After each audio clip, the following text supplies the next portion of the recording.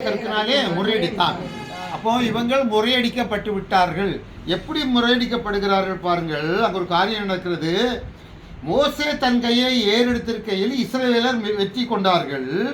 அவன் தன் கையை தாழ விடுகையில் அமலேக்கியர்கள் வெற்றி கொண்டார். அப்புறம் கை தளர்ந்து போகின்ற போது அப்போ அதற்காக அங்கே என்ன செய்கிறார்கள் பாருங்கள். மோசையின் கைகள் அசந்து போயிற்று. அப்பொழுது அவர்கள் ஒரு கல்லை கொண்டு வந்து அவன் கீழே வைத்தார்கள். அதன் மேல் உட்கார்ந்தான். அப்போ கல்லின் மேல் இப்போது உட்கார்ந்து இருக்கிறான். ஆரோனும் ஊரும் ஒருவன் ஒரு பக்கத்திலும் ஒருவன் மறுபக்கத்திலும் இருந்து அவன் கைகளை தாங்கினார்கள். இவ்விதமாய் அவன் கைகள் சூரியன் அஸ்தமிக்கும் வரைக்கும் ஒரே நிலையாக இருந்தது. அப்போது அப்படியானால் நாம் என்ன செய்ய வேண்டும்? நம் குடும்பத்திலே ஒரு பிரச்சனைகள் வருகிறது, பாடுகள் வருகிறது என்றால் அப்பா பார்த்து கொள்வார், தாயார் பார்த்து கொள்வார், பிள்ளைகள் பார்த்து கொள்வார்கள் என்றல்ல. அப்போது மோசே செய்ததை போல அவர் கோலை பிடித்து கொண்டிருந்தார். அதன் பின்பு இங்கே யோசுவா கைகள் தளர்ந்து போகிறது. யோசுவாவுடைய கைகள் தளர்ந்து போகின்ற போது அமெரிக்கர்கள் வெற்றி கொள்கிறார்கள். இப்போது அவர் ஒரு காரியத்தை செய்கிறார். ஒரு கல்லை எடுத்துக்கொண்டு அதை போட்டு யோசுவாவை உட்கார வைத்து இரண்டு பக்கம் ஆரோனும் ஒரு பக்கம் ஊர் என்பவனும் அவருடைய கையை தாங்கி பிடிக்கிறார்கள். அல்லேலூயா! கையை தாங்கி பிடிக்கின்ற போது அங்கு வெற்றி வருகிறது. தேவனுடைய பிள்ளைகளே, நம்முடைய குடும்பத்திலும் நமக்கு வெற்றி வர வேண்டுமானால் நீங்கள் உங்கள் பெற்றோரை தாங்கி பிடிக்க வேண்டும், உங்கள் பிள்ளைகளை தாங்கி கொள்ள வேண்டும். பிள்ளைகள் பாடுபடுகின்ற போது பெற்றோர்கள் அவர்கள் கரங்களை பிடித்து கொள்ள வேண்டும். பெற்றோர்கள் பாடுபடுகின்ற போது பிள்ளைகள் கரங்களை பிடித்து கொள்ள வேண்டும். ஆண்டவரை நோக்கி கூப்பிடுகின்ற போது எல்லோரும் குடும்பமாக ஐக்கியம், அந்த ஐக்கியப்பட்டு நாம் செய்வோம். எங்கே 2 பேரோ 3 பேரோ என்னுடைய நாமத்தினாலே அங்கே நான் இருப்பேன் என்று சொன்னவர் அங்கே அவர் இருப்பார் என்ற நம்பிக்கையோடு செய்கின்ற போது அந்த ஐக்கியத்தின் மூலமாக இவர்கள் என்ன செய்கிறார்கள்? இவர்கள் வெற்றியை கொண்டார்கள். இனி பவுலும் சீலாவும் என்ன செய்தார்கள்? பாடி ஜெபித்ததன் மூலமாக என்ன கிடைத்தது? அவர்களுக்கு வெற்றி கிடைத்தது.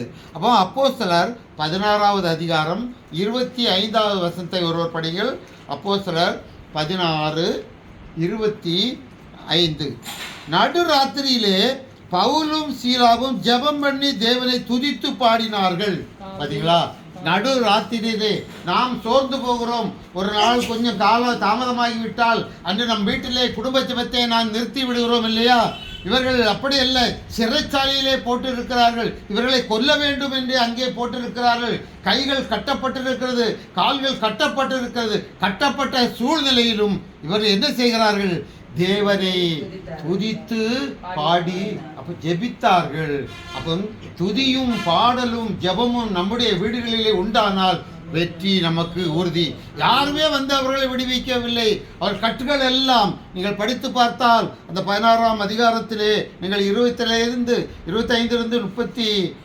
36 வரை உள்ள வசனங்களை படித்து பார்த்தால் இதன் மூலமாக அந்த காவல்காரன் ரட்சிக்கப்படுகிறான். இவர்கள் ஓடி போகவில்லை. வெற்றி கிடைத்து விட்டது, நம்முடைய கையில் உள்ள கட்டுகள் அறுக்கப்பட்டு விட்டது என்று இவர்கள் ஓடவில்லை. இவன் என்ன செய்கிறான்? நாளை காலையிலே ராஜா வந்து கேட்டால், அதிகாரி வந்து கேட்டால், எங்கே நான் பவுலும் சீலாவை இங்கே ஒப்படைத்திருந்தேனே எங்கே என்று கேட்டால் இவனை கொலை செய்து விடுவார்கள். அதற்கு பயந்து இவன் ஈட்டி எடுத்து எப்படியாவது ஆயுதத்தை எடுத்து தன்னை கொன்று விட வேண்டும் என்று நினைக்கிறான். அப்போது பவுலும் சீலாவும் சொல்லுகிறார்கள், என்ன சொல்லுகிறார்கள்? நீ ஒன்றுமே செய்யாதே என்று சொல்லி இதன் மூலமாக இவருடைய காரியத்தை கண்டதும் அவன் ரட்சிப்பை பெற்றுக் கொள்கிறான். ஆண்டவமார்களே, நான் ரட்சிப்பை பெற என்ன செய்ய வேண்டும் என்னென்றால் பாருங்கள், நீங்கள் வீடுகளிலே இந்த வாதத்திலே உங்களுக்கு வெற்றி வேண்டும் என்றால் எந்த காரியத்தை எடுத்துக்கொண்டாலும் சரி, வியாபாரமாக இருக்கட்டும், கல்வியாக இருக்கட்டும், எதுவாக இருந்தாலும் சரி, திருமண காரியங்களாக இருக்கட்டும், பிள்ளைகளுடைய வேலை வாய்ப்புகளாக இருக்கட்டும், எந்த காரியமாக இருந்தாலும் நாம் வீடை கட்ட வேண்டும் என்று வாஞ்சியோடு இருந்தாலும் நீங்கள் வீட்டிலே ஜெபியுங்கள். ஜெபித்து ஆண்டவரை துதித்து பாடுங்கள். அல்லேலூயா! கூச்சப்படாமல் பாடினால் ஒரு வெளியே கேட்குமோ என்று. இப்போது நான் வெளியே சென்று வந்தபோது பார்த்தால் நீங்கள் பாடுகிற பாடல்கள் அவ்வளவு இனிமையாக, இங்கு கேட்பதை விட வெளியிலே என்று கேட்பதற்கு அவ்வளவு இனிமையாக இருக்கிறது. எனவே துதித்து பாடுகின்ற போது உங்கள் வீடுகளிலே வெற்றி கட்டாயம் உண்டு. இனியும் நாம் பார்க்கின்ற போது நெகேமியா இவர்கள் துதித்து பாடி ஜெபித்து வெற்றி கொண்டார்கள். நெகேமியா 4ஆம் அதிகாரம் 6 முதல் 9 வரை எடுத்துக்கொள்ளுங்கள், வாசியுங்கள். 4ஆம் அதிகாரம் 6வது வசனம். நெகேமியா 4:6. சரி, நான் சுருக்கமாக சொல்லுகிறேன். எடுத்தீங்கன்னா 4வது வசனத்தை படிங்க. நாங்கள் அலங்கத்தை கட்டி வந்தோம். அலங்கம் எல்லாம் பாதி மட்டும் ஒன்றாய் இணைந்து உயர்ந்தது. ஜனங்கள் வேலை செய்கிறதற்கு ஆவலாய் இருந்தார்கள்.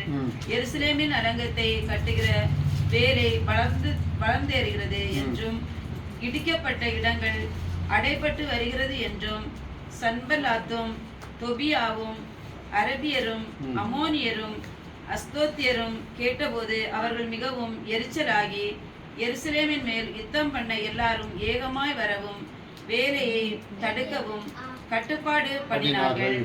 ஆனாலும் நாங்கள் எங்கள் தேவனை நோக்கி ஜெபம் பண்ணி அவர்கள் நிமித்தம் இரவும் பகலும் ஜாமம் காக்கிறவர்களை வைத்தோம். பாருங்கள், இங்கே நெகேமியா கட்டணம் கட்டப்பட்டு வருகிறது, அலங்கம் கட்டப்பட்டு வருகிறது, இவர்கள் கட்டிவிடுவார்களோ என்று இந்த காலத்தில் கிறிஸ்தவரை பார்த்து மற்றவர்கள் பொறாமை கொள்வதைப் போலதான் அந்த காலத்திலும் இவர்கள் எருசலேமில் இடிக்கப்பட்ட அலங்கத்தை கட்டிவிடுவார்களோ என்று சொல்லி அங்கே சன்பல்லாத் என்கிறவன் அங்கு ஒரு கூட்டமாக வந்து இவர்களை வேலை செய்ய விடாமல் கெடுக்க வேண்டும் என்று வருகிறார். அப்போது இவர் ஆண்டவரை நோக்கி ஜெபிக்கிறார். ஜெபித்து அவர் அந்த வேலையை முடித்தார் என்று முழுவதும் பார்க்கின்ற போது அவர் அந்த அலங்கம் முழுவதையும் கட்டி முடித்தார். எனவே நெகேமியா ஜெபித்ததன் மூலமாக அலங்கம் கட்டி முடிக்கப்பட்டது. தேவனுடைய பிள்ளைகளே, உங்கள் வீடுகள் கட்டி முடிக்கப்பட வேண்டுமா? உங்களுடைய பிரச்சனைகள் தீர வேண்டுமா? நீங்கள் அங்கே ஜெபியுங்கள். நீங்கள் ஜெபியுங்கள், ஆண்டவரை நோக்கி ஜெபியுங்கள். எவ்வளவு பிரச்சனைகள் வந்தாலும் தைரியமாக நெகேமியா செய்ததைப் போல அவன் உயிருக்கு பயப்படாமல் அந்த காரியங்களை செய்தார் நெகேமியா. அதே போல நீங்கள் செய்யுங்கள். இந்த புதிய மாதம் ஆண்டவர் வெற்றியின் மாதம் என்று சொல்லியிருக்கிறார். எனவே ஆண்டவர் நாம் ஒவ்வொருவருக்கும் வெற்றியை தருவாராக. இந்த வார்த்தைகளால் கர்த்தர் நம்மை ஆசீர்வதிப்பார். ஆமென்.